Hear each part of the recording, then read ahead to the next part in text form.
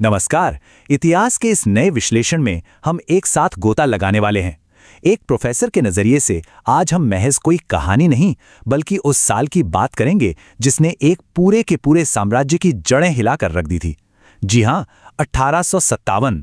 हम यहाँ सिर्फ तारीखें नहीं रटेंगे बल्कि इसके पीछे की असली वजहों को समझेंगे। देखेंगे कि ये क्रांति कैसे फैली और आखिर इसने हमारे भविष्य को कैसे आकार दिया। तो चलिए बिना किसी देरी के शुरू करते हैं।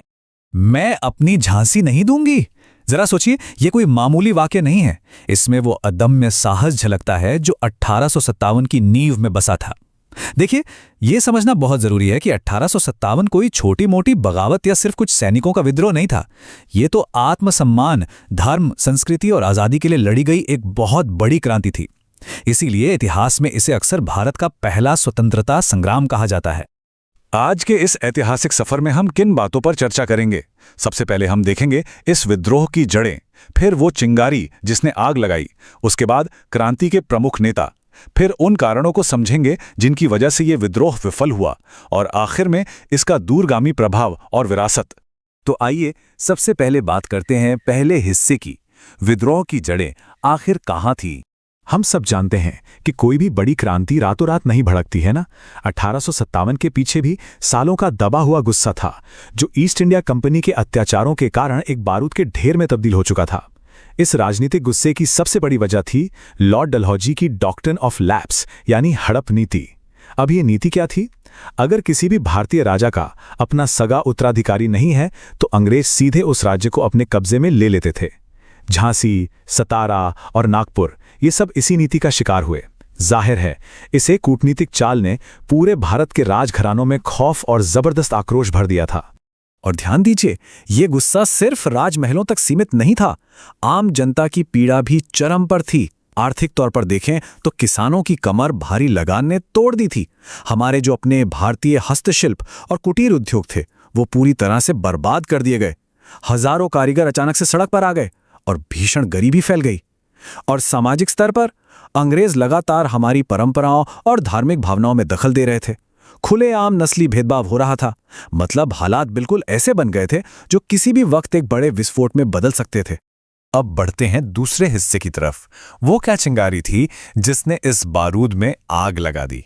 सालों का वो संचित गुस्सा जिस एक वाक्य से फटा, वो था नई एनफील्ड राइफल के कारतूसों का इस्तेमाल।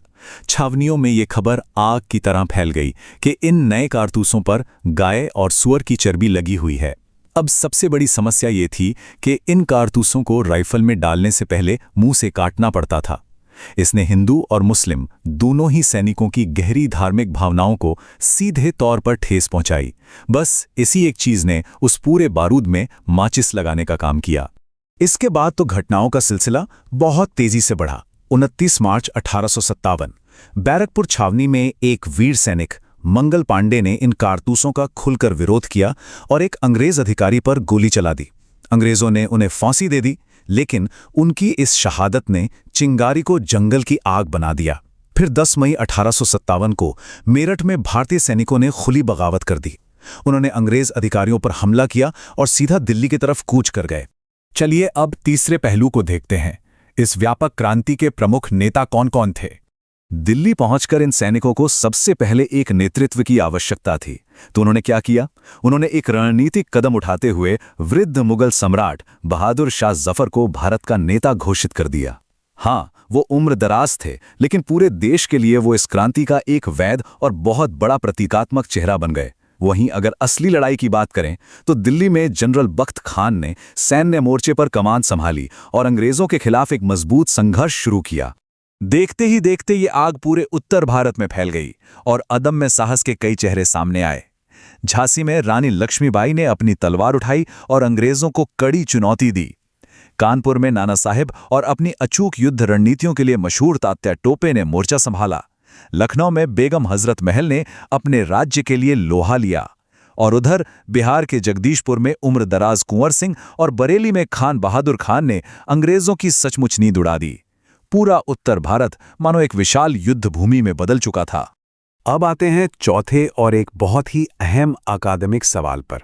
आखिर ये क्रांति विफल क्यों हो गई? इतने व्यापक और जोशीले संघर्ष के बावजूद 1858 आते आते ये बगावत शांत क्यों पड़ गई? देखिए, तकनीकी और रणनीतिक फर्क बहुत स्पष्ट था। एक तरफ अंग्रेजों के पास उस वक्त के सबसे आधुनिक हथियार थे, जबकि हमारे विद्रोही मुख्य रूप से पुराने हथियारों और तलवारों पर निर्भर थे। अंग्रेजों के पास रेल और टेलीग्राफ जैसी संचार की मजबूत व्यवस्था थी, जिससे वो पलक झपकते ही अपनी सेना और संदेश भेज सकते थे, जबकि भारतीयों के पास संचार बहुत सीमित था। और सबसे बड़ी बात, अंग्रेजों के पास एक बहुत ही स्पष्ट और एकजुट सैन्य कमांड थी।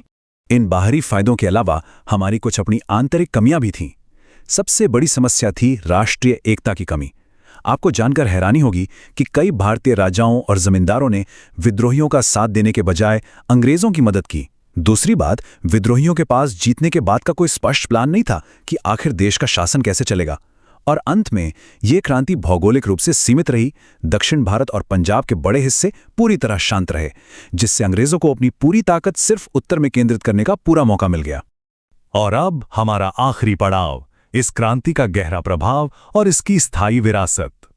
संसाधनों और एकजुटता की कमी के कारण भले ही 1858 तक इस क्रांति को दबा दिया गया हो, लेकिन क्या यह वाकई एक पूर्ण विफलता थी? बिल्कुल नहीं।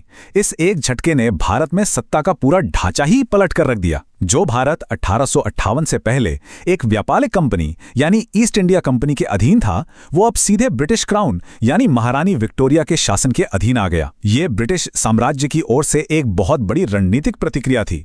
सत्ता परिवर्तन के साथ ही अंग्रेज समझ गए थे कि अगर एक और ऐसा विद्रोह हुआ तो उनका टिकना नामुमकिन है। इसलिए उन्होंने अपनी नीतियों में भारी बदलाव किए। सबसे नफरत की जाने वाली हड़प नीति को तुरंत समाप्त कर दिया गया। रियासतों को अपने वारिस गोद लेने का अधिकार वापस मिल गया। इसके अलावा सेना का पूरा पुनर्गठन किया गया। भारतीय सैनिकों की संख्या काफी घटा दी गई और यह सुनिश्चित किया गया कि सेना में यूरोपीय सैनिकों की तैनाती बढ़ा दी जाए।